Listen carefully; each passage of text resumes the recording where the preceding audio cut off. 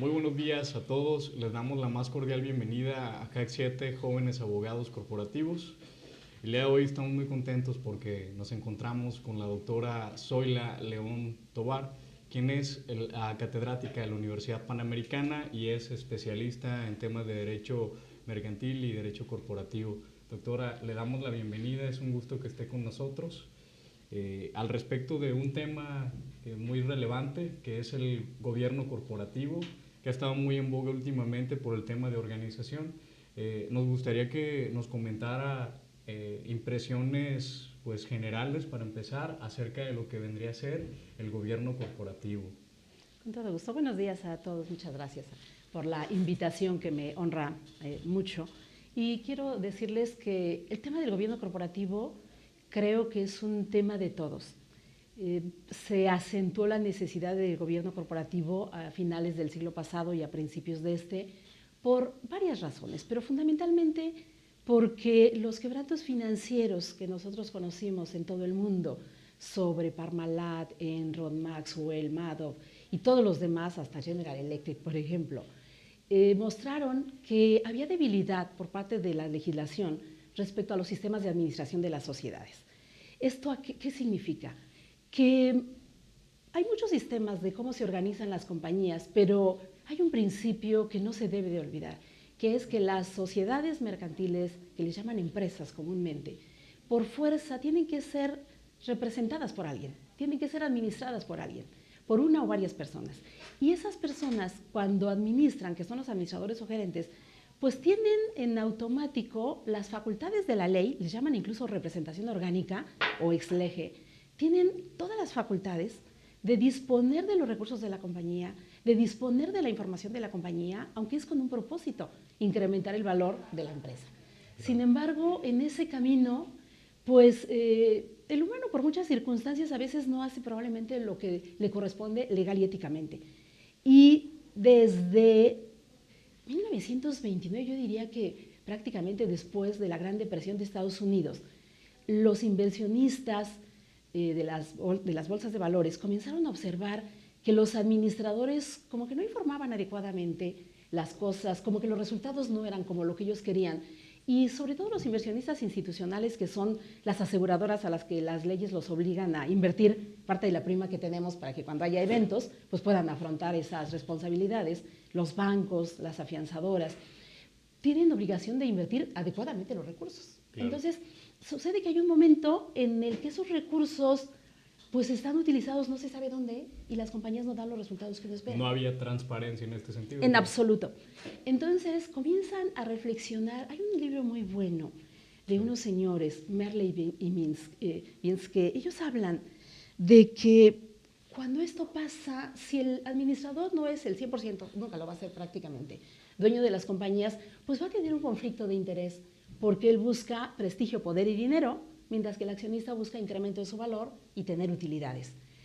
Entonces hay un conflicto de intereses, hay una asimetría de información. El administrador sabe que tiene la bolsa a la sociedad, sabe cuándo le pagan, sabe qué debe, sabe qué le deben, y el socio confía en el administrador, porque el administrador es un administrador de bienes ajenos que lo designan por tener confianza en él.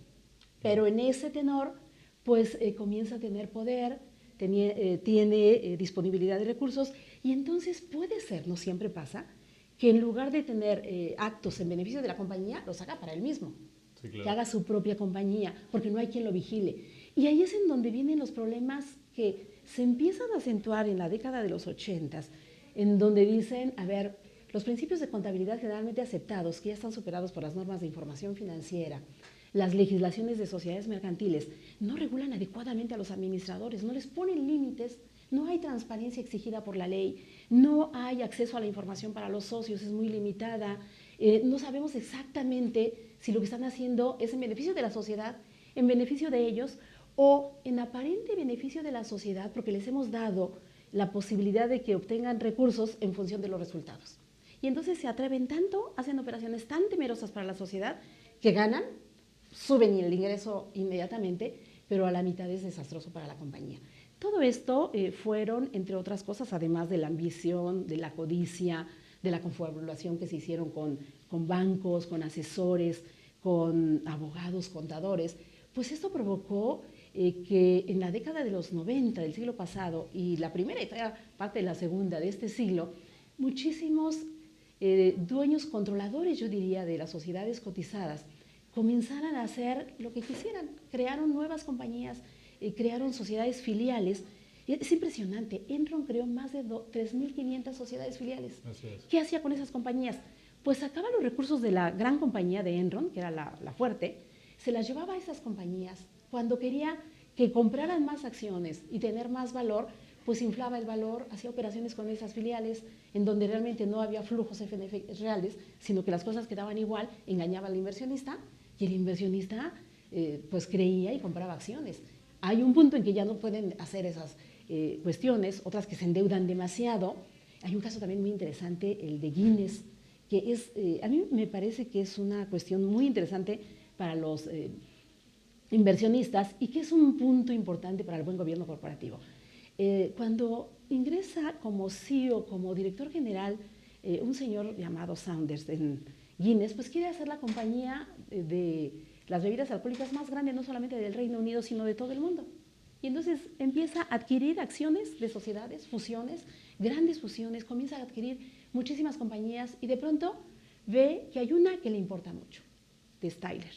Pero esa tenía alguien que también quería ofertarla. Entonces no le llega al precio, pero empieza a confabularse con amigos que tenía de Nestlé, de bancos suizos, amigos inversionistas, empresarios, y les da dinero para que vayan y compren acciones de la propia Guinness en su compañía, en las bolsas de valores. Bueno, le lleva dinero hasta Boesky, que es un señor muy conocido en todo el mundo porque creó pues una crisis bursátil allá en los 80s. Y entonces, ya que tiene un valor bien posicionado artificial, que no corresponde a las acciones de Guinness, voltea con los accionistas de aquella compañía objeto y les dice, te propongo la compra de las acciones, voy a lanzarte la oferta, va a ser en dinero y en acciones de mi compañía, que está apoyante, está fabulosa. Claro. Entonces, ese tipo de cuestiones, cuando las descubren, porque se descubren tarde que temprano, empiezan las crisis, ya no pueden ocultar más las deudas que tienen, todo este tipo de cosas, es cuando llegan los quebrantos y pierden todos. Cientos de miles de inversionistas, de trabajadores sin trabajo, de pensionados, como pasó con Maxwell, en fin, con Mado. Y hay alguien que está interesado en saber que estas cosas funcionen.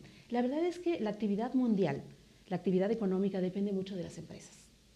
Entonces, aunque es una cuestión de carácter privado, la empresa, al Estado le importa saber que las compañías funcionen y funcionen adecuadamente. Y es cuando se comienza a conciliar el interés privado, la doctrina y los inversionistas junto con el Estado, que empiezan a ver que debe haber un control para las compañías. Así es. Y ese control de las compañías tiene que ser probablemente dictado por el Estado. Bueno, era difícil. Sí. Lo primero que pasa es, alguien dice, se tiene que poner límites a los administradores. Pero bueno, si le decimos a los empresarios, yo voy a decidir cómo organiza su compañía, en automático dicen, no, aquí hay una línea, sí, claro. Y la línea es de mi puerta para adentro, yo soy el que mando. Sí. Yo adopto la posición y los tipos sociales que tú me dices, pero de ahí a que me digas cómo administrarme, cómo mover mi dinero, es una cuestión difícil. Y fue muy difícil, verdaderamente. Entonces, los organismos públicos, los organismos privados, la OCDE, México con el Consejo Coordinador Empresarial, pero también las comisiones de valores del mundo, empezaron a preocupar de estos problemas, porque los inversionistas ya estaban jalándole la cobija, llamándole la atención al Estado y decirle, oye, tú no estás haciendo nada, las compañías se están quebrando, nosotros estamos invirtiendo dinero, estamos perdiendo, ya no vamos a invertir. Y verdaderamente la inversión en la bolsa es algo muy importante porque el accionista no puede estar aportando recursos para que crezca la compañía y es importante que crezca porque da mayor ingreso, hay mayor empleo, mayor producción y mejor competencia. Sí. Así las cosas entonces, es bastante complicado y hay una cuestión muy interesante que me parece ver que es dentro de esos estudios y estas preocupaciones, hay una muy interesante del Reino Unido, de Adrian Cadbury, con su comisión, que el Reino Unido, la Bolsa de Valores y los auditores le dicen, a ver, vamos a hacer una comisión para que analices la legislación, analices la situación de las compañías y nos digas qué pasa aquí, qué podemos hacer para que las compañías tengan una buena administración, tengan buenos resultados y no se roben el dinero los directivos. Entonces, se hace esta comisión que funciona muy rápido y en el informe de Adrian Cadbury se menciona la circunstancia que es no hay transparencia, no hay acceso a la información y se necesita que las compañías tengan una adecuada dirección. Entonces se acuña algo que ya venía sonando, que es gobierno corporativo. Así es. Es un sistema por el cual las sociedades o las compañías son dirigidas y controladas. Quiere decir que ahí estamos involucrando al Consejo de Administración y al comisario. Sí. Y eso es muy importante que lo entendamos en México, porque las sociedades bursátiles, ahora que se regulan bajo un sistema de gobierno corporativo impuesto por la ley del mercado de valores, ya no tienen comisario. Ya se vigilan, son vigiladas por el propio órgano de administración. Pero es que el gobierno corporativo implica que el órgano de administración reina pero no gobierna. ¿Esto qué significa? Impone las estrategias, fija los lineamientos, pero no los ejecuta. Los ejecuta el CEO, el director general, y entonces ahí lo vigila. Así es. Bueno, en aquella ocasión del informe de Adrian Cadbury, que fue en 91, justo cuando había algunos problemas en el Reino Unido de algunas compañías, se establece la necesidad de que se conduzcan con un sistema de administración, con transparencia, con acceso a la información, con comités especiales, nuevas funciones para el órgano de administración y una separación. Por un lado el consejo y por otro el director general. Que no sea el que mueve la mano, el que mece la cuna de los dineros de la sociedad, el mismo que fija las políticas. Porque entonces lo que quiere hacer como director va y lo lleva al consejo, lo aprueban y él lo ejecuta. Entonces hay una línea que fija y que se considera como buena, pero Adrian Cadbury dice, no lo vamos a imponer como obligatorio. Se los vamos a sugerir a las compañías cotizadas, que son las que tienen más impacto mundial. Baja la bolsa y la economía se acaba, ¿no? Sí, Sube claro. la bolsa y nos sentimos muy bien, no sé por qué. Entonces, la primera propuesta de Adrian Cadbury, y que sigue todo el mundo, sigue la OCDE, la Unión Europea, es establecer un gobierno corporativo, es decir, un sistema conforme las sociedades van a ser dirigidas y administradas de carácter voluntario.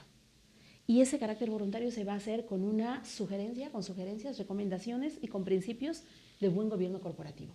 Se hacen códigos de buen gobierno corporativo que hoy por hoy el que lleva la pauta, yo diría a nivel mundial, el referente mundial, es el de la OCDE, que en su última versión pues es OCDE Grupo de los 20, el G20, en donde en 2015 hacen su nuevo código, pero se impone de carácter voluntario el gobierno corporativo. ¿Qué empieza a suceder? El mismo Adrian Cadbury hace una advertencia y dice, se sugiere que las compañías que cotizan en la bolsa tomen en cuenta estos principios, estas recomendaciones, pero les advertimos que si ustedes no lo toman voluntariamente, probablemente el Estado lo haga. Entonces, esta posición voluntaria del gobierno corporativo se adopta en todo el mundo. México también la adopta porque somos miembros de la OCDE, los 36 miembros, somos uno de ellos, y tenemos que aceptar lo que dice OCDE. Pero una cosa muy interesante que hace el Consejo Coordinador Empresarial es que toma los principios de buen gobierno corporativo de la OCDE, pero no solamente para las sociedades cotizadas, sino que considera que el gobierno corporativo tiene que ser para todas las compañías. Y entonces elabora su código de mejores prácticas de gobierno corporativo para sociedades cotizadas, desde las públicas, para sociedades mercantiles, asociaciones mercantiles, sociedades y asociaciones civiles, inclusive las que le llaman no lucrativas, que son las ONG. Esto es muy interesante porque a mí me parece que es un paso dado a lo que ya se venía dando. Después de que empiezan la codificación voluntaria del buen gobierno corporativo y que Enron vino a decir, a mostrarle al mundo que no bastaban con recomendaciones de buena voluntad, sino imposición de la ley. Sí. Entonces, en 2000, 2002 y en México en 2005 y luego 2006, se comienza a hacer un sistema de gobierno corporativo obligatorio para las sociedades mercantiles, pero solamente para las que cotizan en bolsa. ¿Qué significa esto del buen gobierno corporativo? Significa que se establece un sistema, un conjunto de procesos, de lineamientos que van a determinar cómo se debe administrar la compañía, que se debe de tener estrategias, políticas, lineamientos para incrementar el valor de la compañía, que debe haber funciones específicas del Consejo de Administración para que los resultados sean transparentes, sean completos, sean íntegros. Integridad se refiere de completo, pero también de honestidad, que reflejen verdaderamente lo que pasa en la compañía, que los socios tengan mayor participación que puedan revisar la información de la sociedad, que haya una separación del que ejecuta y el que impone las directrices de la compañía, pero también que haya una preocupación de la permanencia y la continuidad de la compañía. Es correcto, que doctora. eso es lo importante. Así es. Respecto a todo lo que nos comenta, pues doctora, usted más que nadie lo va a saber, no es un secreto que en México gran parte de las sociedades que se crean, pues no perduran, no pasan más de los 5 años en ocasiones, Claro. más del año, por el tema de que no hay muchas veces una buena organización, una buena administración, no hay esa transparencia de saber qué está haciendo mi socio, qué función está desempeñando.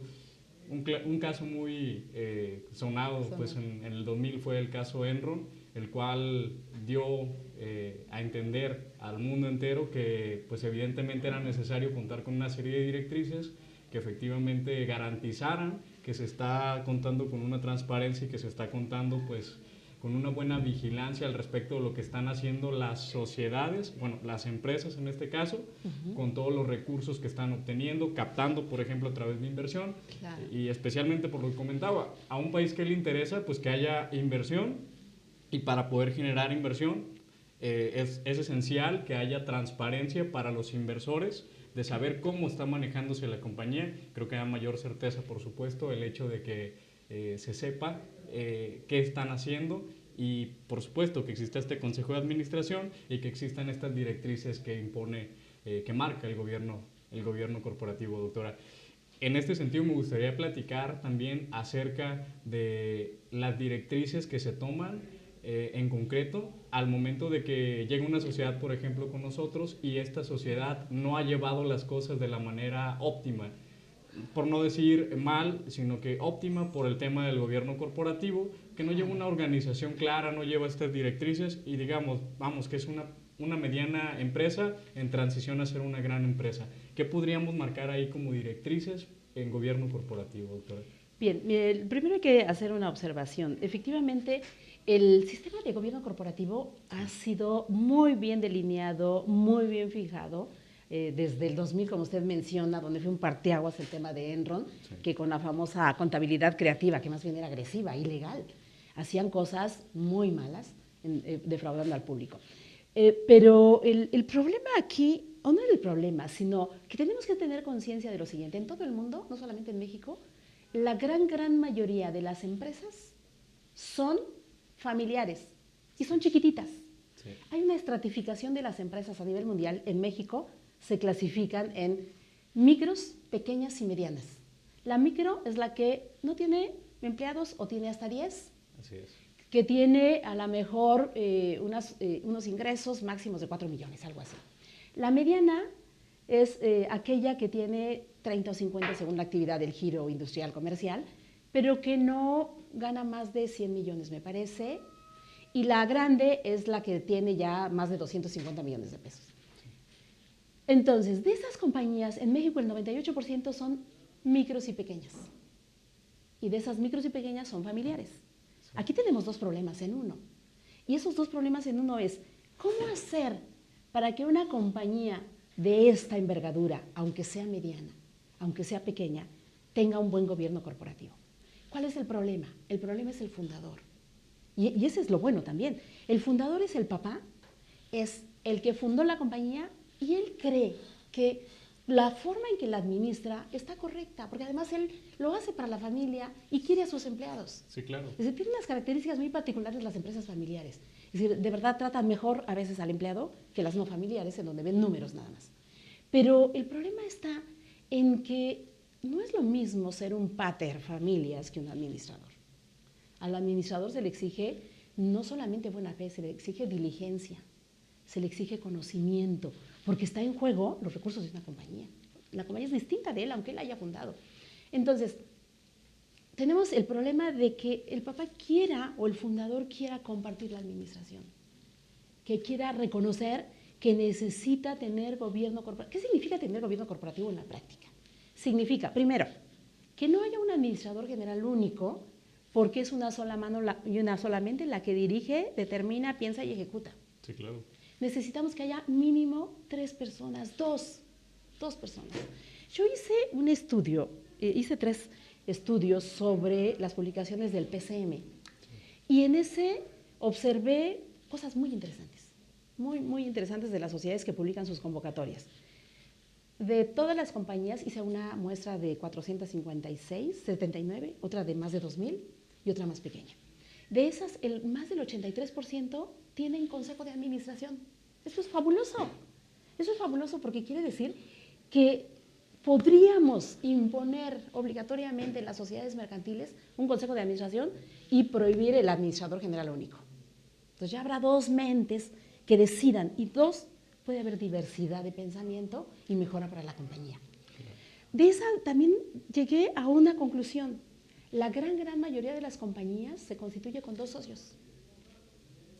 No pude ver el porcentaje, pero muchos lo adivinamos. Hay un gran accionista y un pequeñito que cubre el requisito de la ley probablemente. Bueno, lo que quiero decir es que también eso dificulta el gobierno corporativo. El gobierno corporativo significa que haya transparencia, acceso a la información y derecho a los accionistas, una buena administración vigilada, totalmente censurada. Pero, ¿cómo le hacemos para esas compañías pequeñitas que tienen 2 socios y que los 2 son administradores? ¿Quién los vigila a ellos? ¿Cómo les podemos exigir a esas compañías que tengan un auditor interno o un auditor externo? Es difícil. Yo lo que creo es que definitivamente desde que todas las compañías se constituyen, cualquier compañía se constituye, ya hay un deber que lo reconoce la ley y la jurisprudencia. El que administra tiene deber de diligencia y deber de lealtad. Tienes que ser leal a la compañía, leal a los socios y anteponer esos intereses a los tuyos. Pero para eso hay que agravar tu responsabilidad, hay que imponerte responsabilidades. Y creo que la manera de solucionar esto es que el legislador se atreva a establecer de aquí para lo adelante las sociedades mercantiles que quieran ser anónimas o de responsabilidad limitada, tiene que tener un consejo de administración. No se puede tener un administrador general único. ¿Quieres tener un administrador general único o un gerente? Pues constitúyete en una sociedad de nombre colectivo donde el socio responde con todo su patrimonio. Una que no tenga velo corporativo. Exacto, Sí, que no claro. tenga el velo corporativo de esa manera. Sí. Oye, pero nada más somos 2 socios y me estás exigiendo un consejo de 3. Tráete a una mujer del otro lado, que además es un punto que también México tiene ya que aceptar. Sí. Si ya tenemos la paridad de género que entra en vigor el año que entra en la Constitución para los servidores públicos, y me hablo desde los empleados, pues ¿por qué no también para las sociedades mercantiles? Necesitamos que verdaderamente se confíe en las compañías. Y yo vuelvo a Adrian Cadbury. Adrian Cadbury dijo, el problema que tienen ahorita las sociedades después de los quebrantos financieros es la pérdida de confianza. Ya no confían en el Estado porque no las reguló. No confían en las comisiones de valores que no las vigiló. Y no confían en las sociedades porque se llevan el dinero los funcionarios, los directivos. Entonces, ¿de qué se trata? De recuperar la confianza. Totalmente, doctora. Fíjense que, nada más un último comentario. Sí, claro. Hay una entrevista muy interesante de los premios Nobel de 2016, me parece, sobre los contratos completos, que dice que no hay contratos completos. Y ellos, cuando se refieren a los contratos, dicen, no hay un contrato completo porque por más que estemos en confianza, las 2 partes en un contrato de financiamiento, de lo que sea, pues el que recibe el dinero, el que recibe el bien, algo tiene que se guarda y que yo no sé. Entonces puede mostrarme unos estados financieros perfectos y decir que me va a cumplir y yo creer, y llega el cumplimiento y no cumple. Y decía algo muy interesante para los emprendedores. Dice, cuando los emprendedores buscan dinero, fondos, para que el inversionista pague, ustedes no crean que el inversionista llega y le da un cheque en blanco y se va. No. Le da el cheque, pero está vigilando, tiene una posición en el consejo. Y garantízame, por supuesto, el retorno de inversión, ¿no? Sí, pero ¿y cómo lo garantizo? Vigilando. Yo quiero un puesto en el consejo, sí. Quiero derecho de información, sí, claro. Me vas a dar estados financieros, me vas a dar una posición en el comisariado, con el comisario, etcétera. Entonces, eso necesitamos adecuarlo. Yo veo el Código de Mejores Prácticas, que ahora se llama Código de Principios y Mejores Prácticas de Gobierno Corporativo del Consejo Coordinador Empresarial, y dice, es para todas las compañías. Sí, sí es para todas, pero nos falta algo más específico, porque se le olvida al propio Consejo Coordinador que el 99%, acaba de decirlo INEGI, de las compañías en México son pequeñititas. Y eso, las pequeñitas, significa muy pocos recursos y también significa muy pocos socios.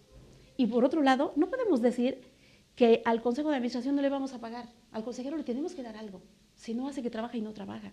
Es decir, de hecho, justo que se puede hacer una moneda de 50 centavos de oro, 5,000 pesos, 1,000 pesos, no sé, algo simbólico, pero le tienen que pagar y él tiene que involucrarse y tienen que tener confianza en los administradores. Entonces, yo lo que creo es que para implementar un gobierno corporativo en estas compañías medianas, usted dice, a ver, llegan hoy 2 inversionistas y me dicen, abogado, ¿qué me sugiere para constituir una sociedad? Yo lo primero que digo es una sociedad con consejo de administración.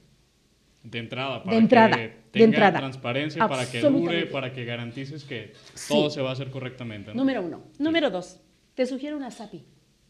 ¿Por qué una SAPI, si ya la Sociedad Anónima Promotora de Inversión, si ya la Sociedad Anónima también hace lo mismo que la Sociedad Anónima Promotora de Inversión? Sí, pero cuando tengas el control de una sociedad anónima, mientras la ley no exija consejo, te me puedes voltear y tener un consejo de un administrador único y ser tú el mayoritario y cerrarme el paso para en cambio de este lado ya no puedes hacerlo porque te obliga. En cambio, la SAPI por exigencia legal solo es consejo. Sí. ¿Qué significa? Que tengo la oportunidad de tener un consejo, que mis minorías son un poquito menos exigentes que las de las sociedades mercantiles, pero además que puedo aprovechar, no es obligatorio, pero puedo aprovechar el buen gobierno corporativo de las bursátiles. Sí, entonces, claro, yo de verdad creo, si las personas, así como en el matrimonio, se casan, constituyen una sociedad y lo hacen con el amor de que todo contigo hasta la muerte, eso tiene que ser en las sociedades, aunque no tengo que estar obligada toda la vida. Pero la idea es, si verdaderamente yo quiero constituir una sociedad porque busco un fin común, que sea compatible con el interés de los trabajadores, los terceros interesados, etcétera, yo no tengo ninguna dificultad de que haya un consejo de administración, de que haya controles, que el grupo controlador también tenga sus límites y que entonces a los grupos minoritarios les permitan también tener una posición, 2 en el consejo, etcétera. De otra manera, entonces se hacen cotos de poder y terminan manipulando a la sociedad de tal manera que cuando el socio se da cuenta que no hay utilidades y quiere reclamar, empiezan a adelgazar los ingresos de la compañía y empiezan a crecer compañías nuevas. Yo eso creo que a lo mejor, y quiero pensar que puede ser del siglo pasado y que ya no está pasando, pero está pasando. Al lado de eso hay un tema bien interesante que es el cumplimiento normativo, que son las leyes penales, que ya están obligando a todas las sociedades a tener, además de buen gobierno corporativo, pues un cumplimiento normativo que creo una política de integridad, de ética, que verdaderamente me parece que la necesitan las compañías. Además de nosotros, nuestros valores éticos, también las compañías necesitan esa ética que apenas venía en la década de los 80, ¿no? Y que la deben de asumir en beneficio de los socios y de los trabajadores. Es correcto, doctora. La verdad es que me parece muy interesante todo esto que está comentando. Creo que todos van a estar de acuerdo en ello. Es algo sumamente importante por el tema de economía, por supuesto, claro, para México, por dar un ejemplo. ¿Qué país no quiere que sus empresas pues perduren, tengan éxito para el tema de tener mayor inversión y que la economía pues camine y que mejore? Mencionaba, por supuesto, que las empresas familiares son el principal motor de la economía mexicana y pasa mucho que al no tener un gobierno corporativo, estas empresas familiares, el papá, por ejemplo, el ejemplo que mencionaba, controla todo realmente, y no solamente en el tema de transparencia y de organización. ¿Quién no va a querer su empresa, no? A eso me refiero, él la va a cuidar. Pero ¿qué pasa cuando él, como humanos estamos limitados claramente? Fallece o puede fallecer, está enfermo y él es el tomador de decisión de la empresa. Entonces, si no hay un consejo de administración en el que estén delimitadas claramente las funciones y él es, por así decirlo, el administrador general único y está llevando pues la empresa desde que empezó como un negocio pequeño y ahorita ya es una empresa pues que está generando, tiene varios activos, que le va bien, pero nunca tuvo la confianza de delegar, que pasa mucho, lo que usted comentaba como empresario, oye, ¿por qué voy a dejar que alguien más venga y me diga qué hacer? Y es que no se trata de eso, no se trata de que te digan qué hacer, sino de que tu compañía, tu empresa, tenga claramente definidas las funciones para el momento en el que tú no estés, claro, se tomen las decisiones solas. Totalmente. La empresa camine, haya continuidad y eso garantiza que la empresa perdure. Que es la institucionalización de las empresas. Se institucionaliza totalmente. Sí. Mire, aquí hay un problema. Sí. Digo, habría que hacer aquí una aclaración muy importante. Cuando se habla de gobierno corporativo, es porque ahora ya se ha conceptualizado como el buen gobierno corporativo. Pero en realidad siempre, las sociedades siempre han tenido gobierno corporativo, siempre. Sí. Es como los gobiernos democráticos y fascistas. Es correcto. Un buen gobierno, pues entiendo que es un gobierno democrático. Lo mismo pasa en las sociedades mercantiles, pero ahora ya no se habla de buen gobierno corporativo, simplemente de gobierno corporativo para entender qué es el buen gobierno corporativo. Sí. ¿Qué es la ventaja de tener un buen gobierno corporativo? Tener un buen gobierno corporativo no solamente significa tener más de un administrador, sino tener un sistema de gobierno que permita que haya una línea entre lo que yo hago en beneficio de la sociedad, las operaciones de la compañía, y las que no puedo hacer porque tengo interés en esos actos. Entonces, el buen gobierno corporativo resuelve problemas de conflictos de interés. No soy el administrador único que necesito liquidez personal y le vendo el edificio a mi compañía, a la compañía donde yo administro o donde tengo el control. Eso está prohibido en el buen gobierno corporativo. Claro. Se necesitan autorizaciones, dispensas algunas, pero no puedo yo tomarlo como mi caja chica o como dos patrimonios en uno o mi patrimonio el de la compañía. También partes relacionadas. Una compañía de buen gobierno, con un buen gobierno corporativo no va a admitir a empleados ni a funcionarios de la compañía nada más por el hecho de ser los compadres, los parientes, los amigos. No, tiene que entrar por un proceso que hoy ya las leyes penales exigen, de escrutinio preciso, de oportunidad, de legalidad, de capacitación, de competencia para la compañía, que no haya conflictos de intereses, que no haya desvíos de información, que el administrador tenga delimitadas sus atribuciones, pero también sus obligaciones y sus responsabilidades, incluso de carácter penal. Pero también se exige o se permite que haya, el gobierno corporativo permite que haya la sucesión, la planeación de quién le va a suceder. Como pasa pasó con la compañía de Bimbo.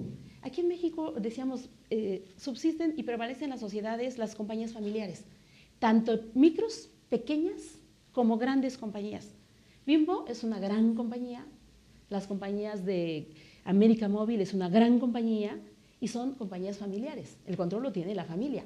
Pero ellos tienen un buen gobierno corporativo, independientemente de que cotizan en la bolsa y la ley les obliga a tener buen gobierno corporativo, tienen un sistema de sucesión perfecto.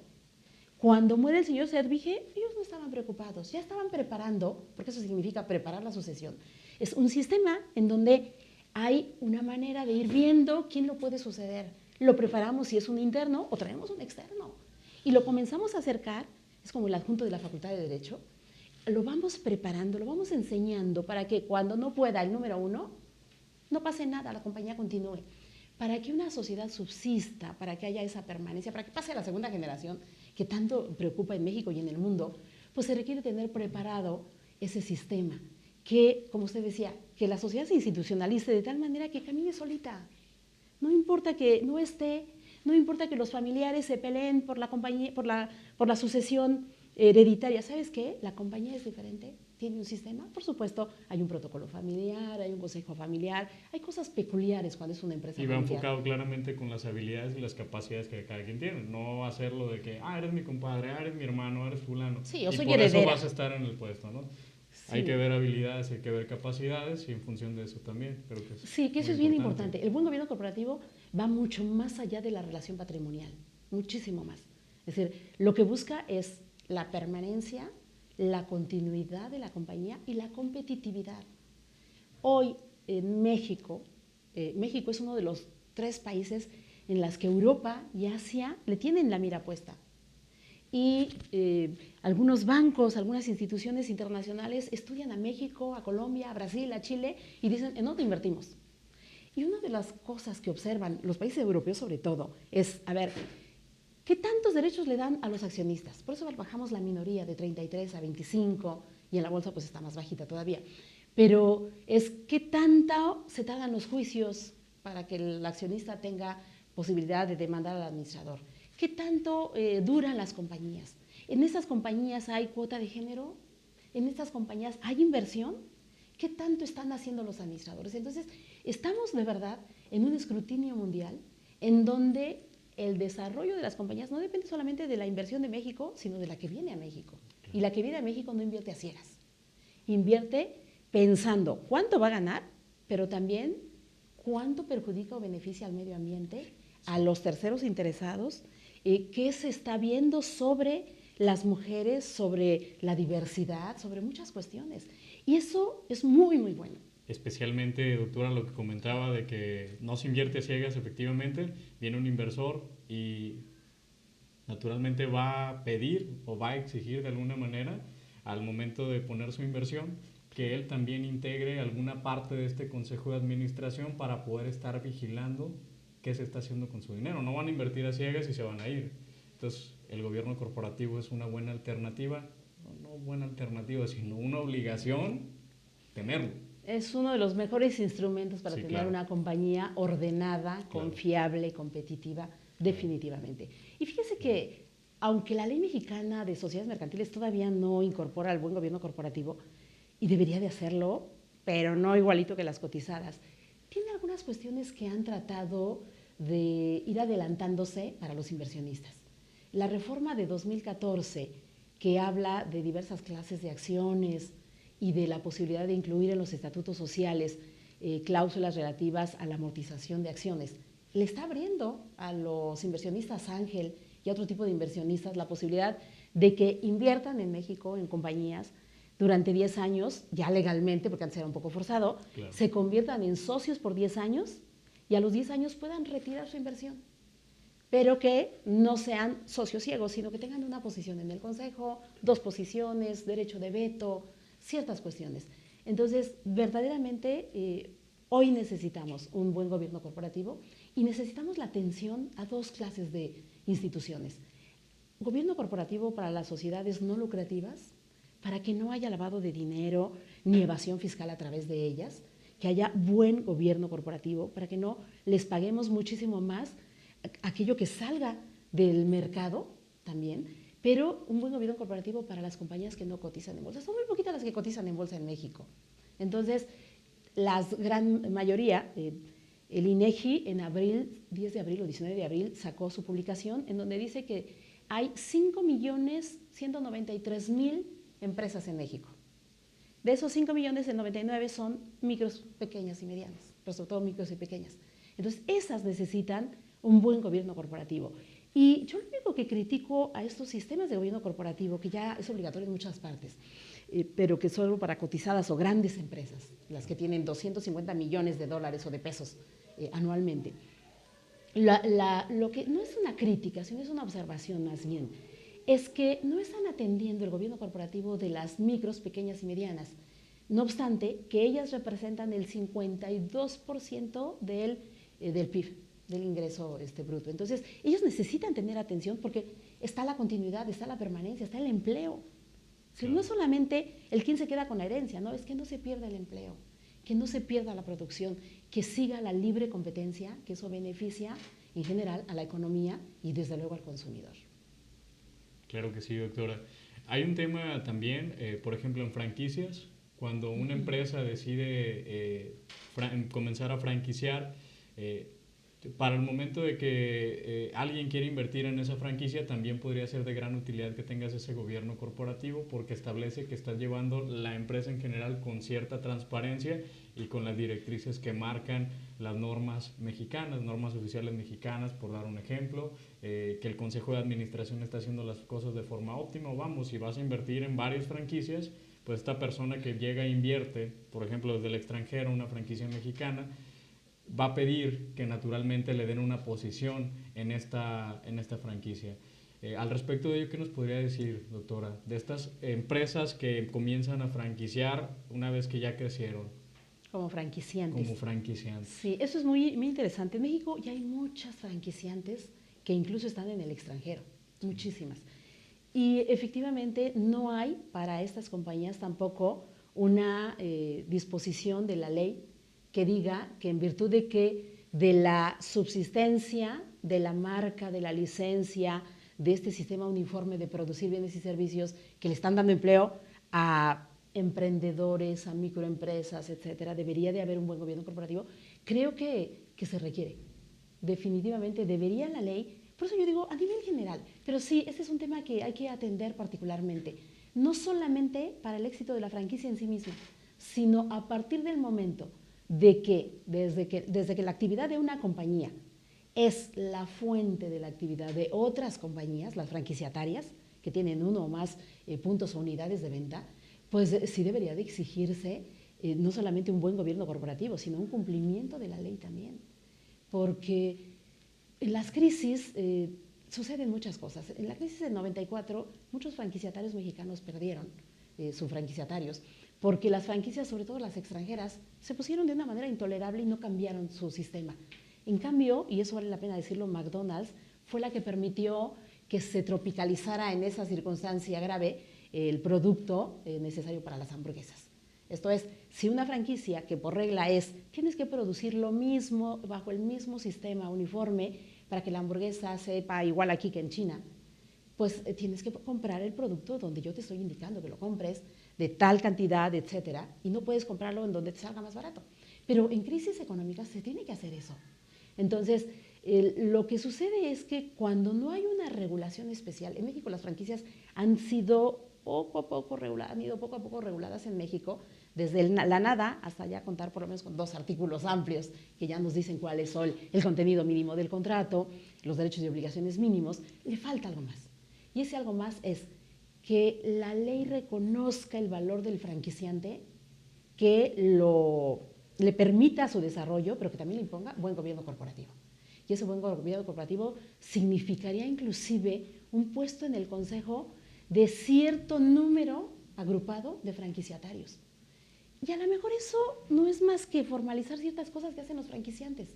El franquiciante se reúne mensualmente con sus franquiciatarios y ahí empiezan a explicar los pros, los contras, las sanciones que se les dan a los que no cumplieron con el sistema uniforme, a los que a veces compraron productos en otro lugar y le meten gol a la franquicia, etcétera, ¿no? Creo que no solamente para ellos, sino para otras actividades debería de haber un sistema de buen gobierno corporativo. Y también la preocupación ahora de los emprendedores. El INADEM, ¿qué pasa con él? ¿Desapareció? ¿Quién va a cuidar a los emprendedores? Que esos también tienen en el mundo mucha importancia. Desde la década de los 80 en Europa, la Unión Europea y también la ONU se han preocupado por el emprendedor. Porque el emprendedor es el que toma, el que descubre un negocio, micronegocio, pero que lo hace grande y hace grandes cosas. Y lo importante de eso es que da empleo, que da satisfactores y que compite en el mercado, aunque su nivel no sea igual que el de Bimbo o el de otras compañías, pero que contribuye al desarrollo económico. Si el país no, si el gobierno y si los estados no ponen la atención en esas micros, pequeñas y medianas empresas, creo que nos estamos equivocando en solamente proteger a las que se reflejan en un índice de la bolsa de valores. Tenemos que cuidar a las micros, pequeñas y medianas, pero sobre todo a las micros y pequeñas, y tenemos que ampararlas con un buen gobierno corporativo. Yo diría que la ley mexicana tiene que cambiar, tiene que regularlas, y dentro de esa regulación tiene que ser una regulación más flexible, pero también imperativa. Y flexible, no le exijas un gobierno corporativo igualito al de una sociedad anónima bursátil, pero uno más ligero, pero imperativo. No permitas administrador general único. Aunque sean 2 socios, tienes que traer un externo y tienes que exigirle a esa compañía que sea auditada o darle derechos al socio minoritario, que tenga un auditor, que sea el comisario, que sea la persona que controle para que la compañía perdure. Porque si es unilateral, terminan en juicio, la compañía de verdad termina delgada, desaparece, los socios acaban la compañía y no voltean hacia el trabajador. Y el trabajador tiene derecho también a mantener su fuente de trabajo y el Estado está obligado a preservar ese derecho. Entonces creo que tenemos que ver ese punto del buen gobierno corporativo, que para mí de verdad es la solución principal, no sé si la única, pero la solución principal para que las sociedades permanezcan, continúen y sean competitivas. De otra manera, las cosas no van a funcionar. Totalmente, doctora. La verdad es que yo estoy totalmente de acuerdo, en mi opinión particular. Creo que la gran mayoría pues lo dejamos a su consideración. El gobierno corporativo es de gran utilidad para cualquier empresa, para cualquiera, pequeña, estés empezándola, sea una gran empresa, sea una mediana empresa. garantiza, por un lado, que se estén haciendo las cosas de forma correcta, un cumplimiento normativo, por el otro lado, garantiza la institucionalización. Sí, doctora. Pues la verdad es que un tema muy vasto, muy interesante, y viniendo de una experta como usted, la verdad es que lo valoramos bastante. Le agradecemos, doctora, que haya tomado el tiempo de venir con nosotros, y siempre es un gusto, de verdad, doctora. Con mucho gusto. Muchas gracias, de verdad. Te agradezco mucho la invitación. Que tenga buen día. Gracias a todos. Buen día.